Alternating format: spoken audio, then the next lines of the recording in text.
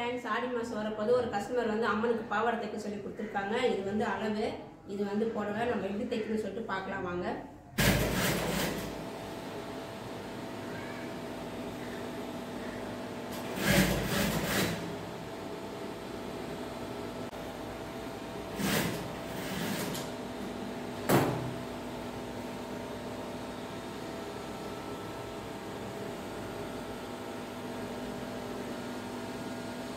Hi friends, சாமிக்கு பாவாடை ready ஆகிடுச்சு. இது வந்து பார்த்திங்கன்னா பெரிய பாவாடை, பெரிய சாமிக்கு.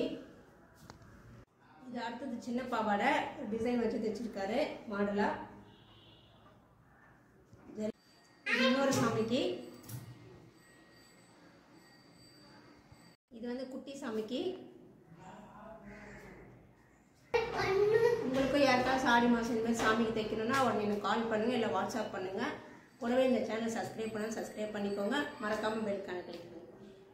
பாய்.